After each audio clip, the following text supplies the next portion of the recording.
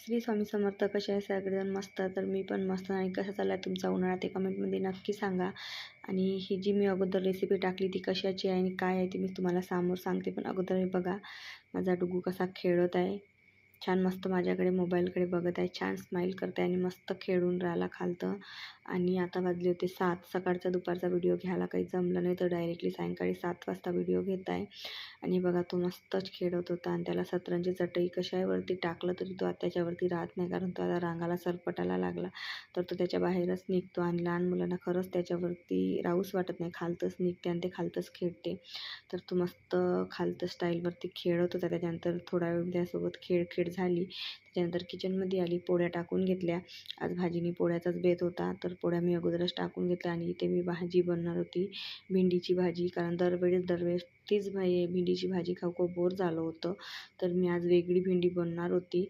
पण खरंच सांगतो, जशी मला बनवायची होती तशी ती भाजी झाली नव्हती आणि जशी पाहिजे होती तशी ती झाली नव्हती. पण जशी झाली होती तशी छान झाली होती. त्याच्यानंतर मी भेंडी अगोदरच धुवून घेतली होती. भेंडी छान कापून घेतली. त्याच्यामध्ये तिखट, मीठ, बेसन आणि तेल टाकून ती छान मिक्स करून घेतली. पूर्ण ते बेसन त्या भेंडीला डिकू दिलं. त्यानंतर गॅसवरती तेल मांडलं, तेल गरम होऊ दिलं आणि त्याच्यामध्ये भेंडी टाकून दिली. पण याची जी रेसिपी आहे ती मी आपल्या चॅनलवरती नंतर कधीतरी अपलोड करेन आणि तुम्हाला याची फुल रेसिपी नंतर कधीतरी सांगेल. कारण जशी मला पाहिजे तशी ती झाली नव्हती म्हणून. पण जशी झाली तशी पण छान झाली ती. मी डबल रिपीट करत आहे.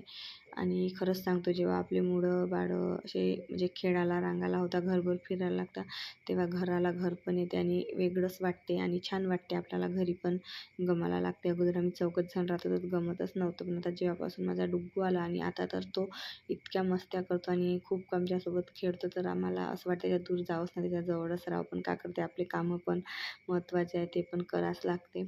असो. त्याच्यानंतर तेल गरम झालं होतं, तेलामध्ये भेंडी टाकून दिली, छान फिरवून घेतली आणि 5-10 मिनिट भेंडी झाकून ठेवून दिली. आणि मी तुम्हाला सांगते की मला जशी पाहिजे तशी भेंडी का बरं नाही झाली, कारण मी तेल जास्ती टाकलं होतं म्हणून. त्याच्यानंतर झाकून ठेवून दिली. आणि कसा वाटला व्हिडिओ कमेंटमध्ये सांगा. त्याच्यानंतर लाईक, सबस्क्राईब, व्हिडिओला सबस्क्राईब नक्की करून घ्या. Bye bye.